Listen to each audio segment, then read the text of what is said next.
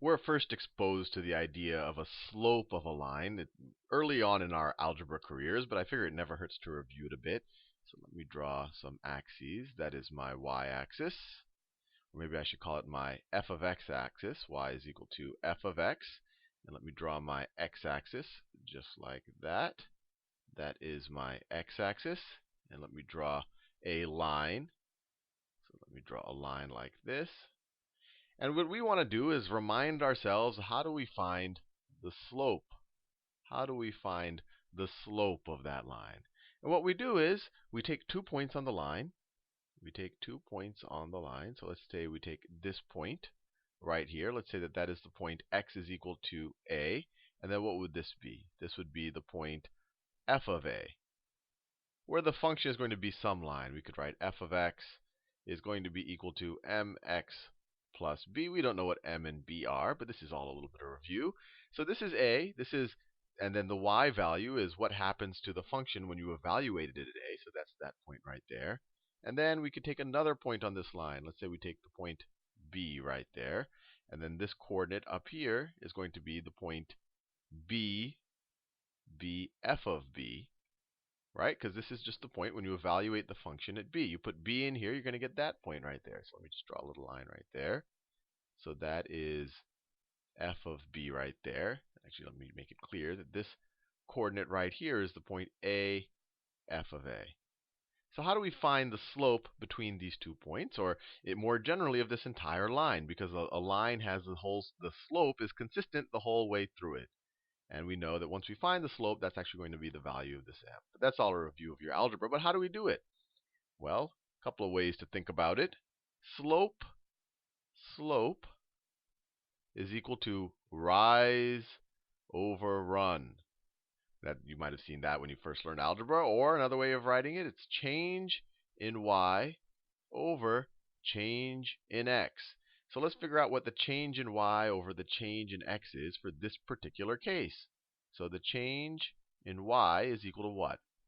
Well, let's just take, you can take this guy as being the first point or that guy as being the first point. But let's take, since this guy has a larger x and a larger y, let's start with him. So the change in y between that guy and that guy is this distance right here. So let me draw a little triangle. That distance right there is a change in y. Or I could just transfer it to the y-axis. This is the change in y. That is your change in y, that distance. So what is that distance? It's f of b minus f of a. So it equals f of b minus f of a. F of b minus f of a. That is your change in y right here. That's your change in y. Now what is your change in x? So we have the slope is change in y over change in x. Well, what's our change in x? Well, it's this distance. Remember, we're taking this to be the first point, so we took its y minus the other point's y. So to be consistent, we're going to have to take this point's x minus this point's x. So this point's x coordinate is b. So it's going to be b minus a. B minus a. And just like that, if you knew the equation of this line, or if you had the coordinates of these 2 points, you would just plug them in right here, and you would get your slope. That's straightforward. And that comes straight out of your Algebra 1 class. And let me just, just to make sure it's concrete for you, if this was the point, let's say this was the point 2, 3, and let's say that this up here was the point 5, 7. Then if we wanted to find the slope of this line, we would do 7 minus 3. So 7 minus 3, that would be our change in y. This would be 7, and this would be 3. And then we would do that over 5 minus 2. 5 minus 2, because this would be a 5, and this would be a 2. And so this would be your change in x, 5 minus 2. So 7 minus 3 is 4, and 5 minus 2 is 3. So your slope would be 4 over 3. Now let's see if we can generalize this. And this is what the new concept that we're going to be learning as we delve into calculus. Let's see if we can generalize this somehow to a curve. So let's say I have a curve. We have to have a curve before we can generalize it to a curve. Let me scroll down a little bit. Actually, I want to leave this up here to show you the similarity. So let's say I'll keep it pretty general right now. Let's say I have a curve. I'll make it a familiar looking curve. Let's say it's the curve y is equal to x squared, which looks something like that. Looks something like that. And I want to find the slope. Let's say I want to find the slope at some point. And actually, before even talking about it, let's even think about what it means to find the slope of a curve. Here, the slope was the same the whole time, right? But on a curve, your slope is changing. And just to get an intuition for what that means is, what's the slope over here? Your slope over here is the slope of the tangent line. The line just barely touches it. That's the slope over there. It's a negative slope. Then over here, your slope is still negative, but it's a little bit less negative. It goes like that. I don't know if I drew that. Let me do it in a different color. Let me do it in purple. So over here, your slope is slightly less negative. It's a slightly less downward sloping line. And then when you go over here, at the 0 point right here, your slope is pretty much flat because it's the horizontal line y equals 0 is tangent to this curve. And then as you go to more positive x's, then your slope starts increasing. Your slope starts increasing. I'm trying to draw a tangent line. And here it's increasing even more. It's increased even more. So your slope is changing the entire time. And this is kind of the big change that happens when you go from a line to a curve. A line, your slope is the same the entire time. You can take any 2 points on the line, take the change in y over the change in x, and you get the slope for the entire line. But as you can see already, it's going to be a little bit more nuanced when we do it for a curve, because it depends what point we're talking about. We can't just say, what is the slope for this curve? The slope is different at every point along the curve. It changes. If we go up here, it's going to be even steeper. It's going to look something like that. Something like that. So let's try a bit of an experiment. And I know how this experiment turns out, so it won't be too much of a risk. Let me draw it better than that. So that is my y-axis. That is my y-axis. And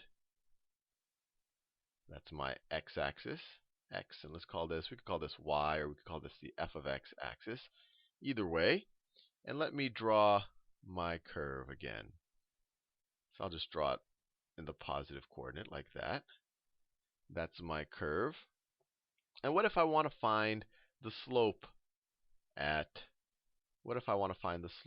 right there? What can I do? Well, based on our definition of a slope, we need 2 points to find a slope, right? Here, I don't know how to find the slope with just 1 point. So let's just call this one, let's just call this point right here, let's call that, well, that's going to be x. We're going to be general. This is going to be our point x. But to find our slope, according to our traditional Algebra 1 definition of the slope, we need 2 points. So let's get another point in here. Let's get another point in here. Let's just take a slightly larger version of this x. So let's say we want to take this. Let's say we have that point right there. Actually, let me do it even further out, just because it's going to get messy otherwise. So let's say we have this point right here, and it's just h bigger than x. Or actually, instead of saying h bigger, let me just say h bigger. So this is x plus h. That's what that point is right there. So what are there going to be their corresponding y coordinates on the curve? Well, this is the curve of y is equal to f of x. So this point right here is going to be f of our particular x right here. And maybe to show you that I'm taking a particular x, maybe I'll do a little 0 here. This is x naught. This is x naught plus h. This is f of x naught. And then what is this going to be up here? This point up here. That point up here. Its y coordinate is going to be f of this x coordinate, which I shifted over a little bit. It's right there. F of this x coordinate, which is f of x naught plus h. That's its y coordinate. So what is the slope going to be between these 2 points that are relatively close to each other? Remember, this isn't going to be the slope just at this point. This is the slope of the line between these 2 points. And if I were to actually draw it out, it would actually be a secant line to the curve. So it would intersect the curve twice, once at this point and once at this point. You can't see it. If I blew it up a little bit, it would look something like this. It would look something like this.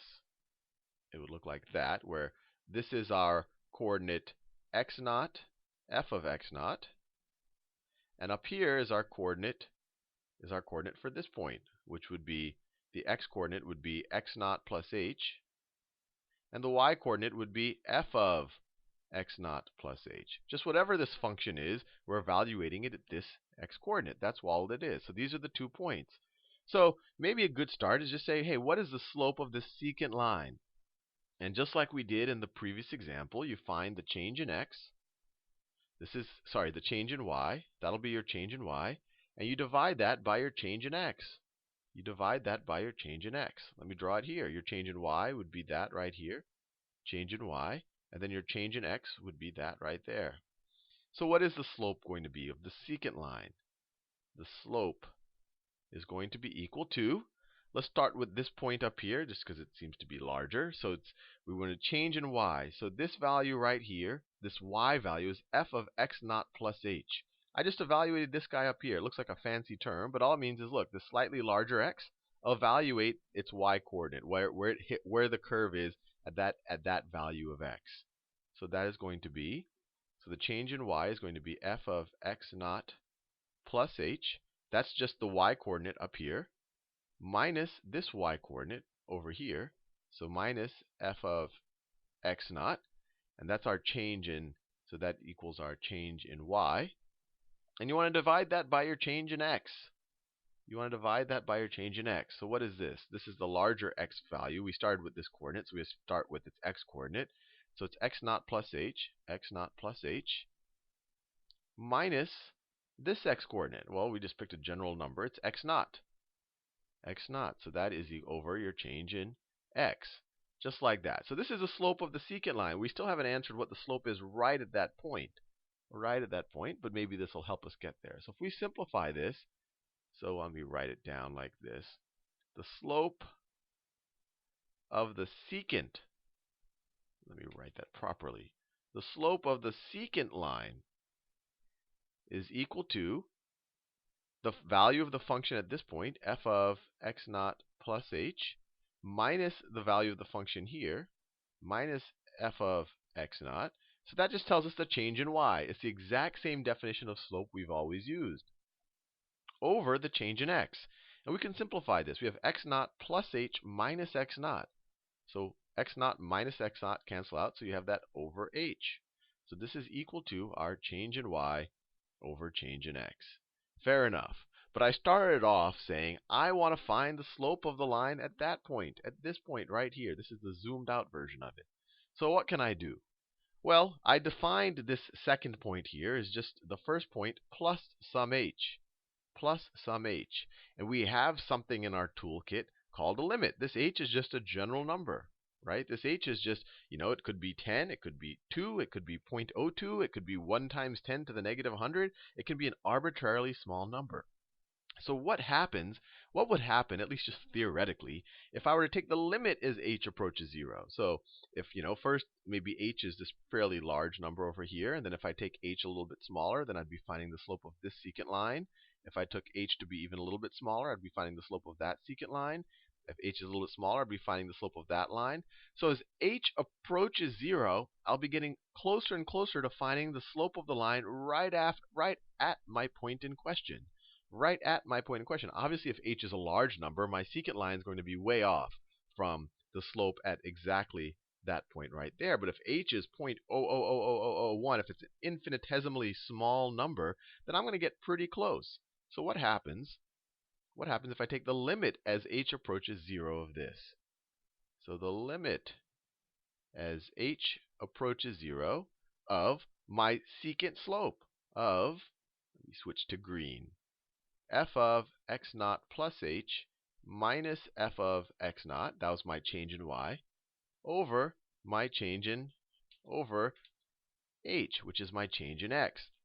And now just to clarify something, and sometimes you'll see it in different calculus books, sometimes instead of an h, they'll write a delta x here, where this second point would have been defined as x naught plus delta x, and then this would have simplified to just delta x over there, and we would be taking the limit as delta x approaches 0. It's the exact same thing. H, delta x, doesn't matter. We're taking h as the difference between one x point and then the higher x point, and then we're just going to take the limit as that approaches 0. We could have called that delta x just as easily. But I'm going to call this thing, which we're saying it equals the slope of the tangent line, and it does equal the slope of the tangent line.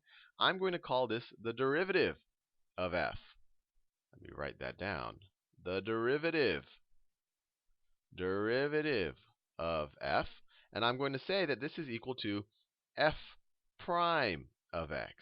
And this is going to be another function. Because remember, the slope changes at every x value. No matter what x value you pick, the slope is going to be different. It doesn't have to be, but the way I drew this curve, it is different. It can be different. So now you give me an x value in here. I'll apply this formula over here, and then I can tell you the slope at that point.